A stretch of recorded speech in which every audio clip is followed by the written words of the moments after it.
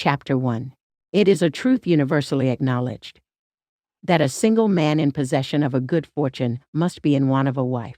However little known the feelings or views of such a man may be on his first entering a neighborhood, this truth is so well fixed in the minds of the surrounding families that he is considered the rightful property of some one or other of their daughters.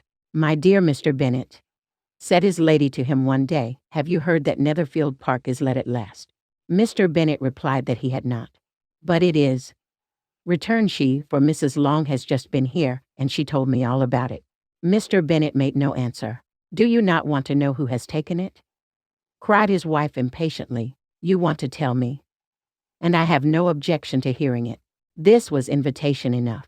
"Why, my dear, you must know, Mrs. Long says that Netherfield is taken by a young man of large fortune from the north of England.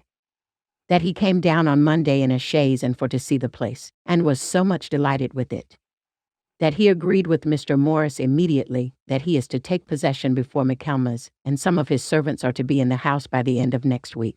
What is his name? Bingley. Is he married or single? Single, my dear, to be sure. A single man of large fortune. 4 or 5,000 a year. What a fine thing for our girls. How so? How can it affect them? My dear Mr. Bennet, replied his wife, how can you be so tiresome?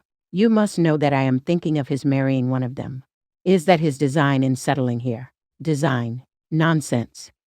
How can you talk so? But it is very likely that he may fall in love with one of them, and therefore you must visit him as soon as he comes. I see no occasion for that. You and the girls may go, or you may send them by themselves, which perhaps will be still better, for as you are as handsome as any of them, Mr. Bingley may like you the best of the party. My dear, you flatter me. I certainly have had my share of beauty, but I do not pretend to be anything extraordinary now. When a woman has 5 grown-up daughters, she ought to give over thinking of her own beauty. In such cases, a woman has not often much beauty to think of. But, my dear, you must indeed go and see Mr. Bingley when he comes into the neighborhood.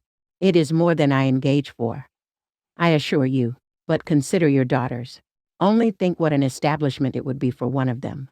Sir William and Lady Lucas are determined to go merely on that account, for in general, you know, they visit no newcomers. Indeed you must go, for it will be impossible for us to visit him if you do not. You are over-scrupulous. Surely, I dare say Mr. Bingley will be very glad to see you, and I will send a few lines by you to assure him of my hearty consent to his marrying whichever he chooses of the girls. Though I must throw in a good word for my little Lizzie. I desire you will do no such thing. Lizzie is not a bit better than the others, and I am sure she is not half so handsome as Jane, nor half so good-humored as Lydia. But you are always giving her the preference. They have none of them much to recommend them, replied he. They are all silly and ignorant like other girls, but Lizzie has something more of quickness than her sisters. Mr. Bennet, how can you abuse your own children in such a way? You take delight in vexing me. You have no compassion for my poor nerves. You mistake me. My dear, I have a high respect for your nerves. They are my old friends. I have heard you mention them with consideration these last 20 years at least. Ah, you do not know what I suffer, but I hope you will get over it, and live to see many young men of 4,000 a year come into the neighborhood. It will be no use to us if 20 such should come, since you will not visit them. Depend upon it, my dear, that when there are 20, I will visit them all. Mr. Bennet was so odd a mixture of quick parts, sarcastic humor, reserve, and caprice that the experience of 23 years had been insufficient to make his wife understand his character. Her mind was less difficult to develop. She was a woman of mean understanding, little information, and uncertain temper. When she was discontented, she fancied herself nervous. The business of her life was to get her daughters married. Its solace was visiting and news.